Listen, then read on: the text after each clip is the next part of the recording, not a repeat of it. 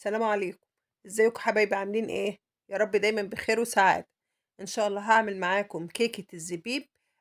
طريقة سهلة جدا ومقادير بسيطة جدا، ان شاء الله تنور رضاكم. نقطعوا حتة كده مع بعض، شايفين الجمال؟ قد ايه هشة وقد ايه جميلة. كمان انا مقطعاها وهي سخنة، لما تسيبيها بقى لحد ما تبرد هتتقطع معاكي احسن من كده كمان. يلا كده نشوفوا المقادير مع بعض. معايا هنا كوبايتين من الدقيق، هانزل عليهم بنُص كوباية من النشا، هانزل كمان بباكو كده من البيكنج باودر، رشة كده صغيرة من الملح. رايحة أقلّب المقادير الجافة دي كلّها مع بعضيها ورايحة أركنها على جنب. بعد كده بقى في شفشق الخلاط معايا هنا بيضتين، هانزل عليهم بالفانيليا. بعد ما ضربتهم كويس أوي كده، هانزل بقى بكوباية وربع من السكر. طبعًا كل ما بتضيفي مكوِّم بتضربي بالطريقة دي. بعد ما ضربنا السكر مع البيض، هابدأ بقى أنزل بنُص كوباية من الزيت، ممكن زيت، ممكن زيت على زبدة، ممكن سمنة، اللي يريحِك. بعد ما ضربتهم هانزل بقى بكوباية كده من اللبن الرايب. طبعًا ضِفت كمان معلقة من الخل.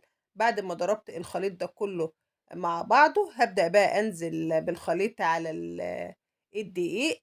بعد ما قلّبته كده بالمضرب وبقى بالشكل ده، هابدأ بقى أضيف له الزبيب.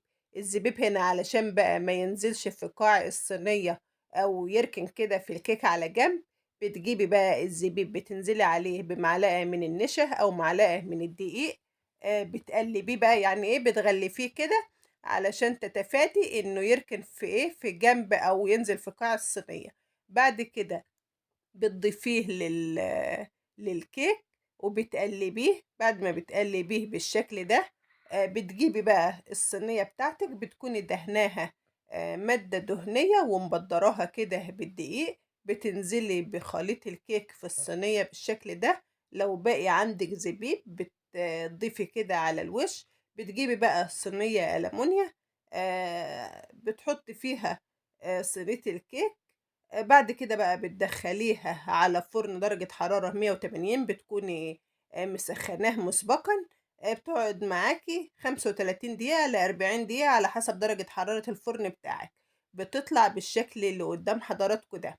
حبايبي لو وصلتوا لحد هنا، ما تنسوش اللايك، والسلام عليكم.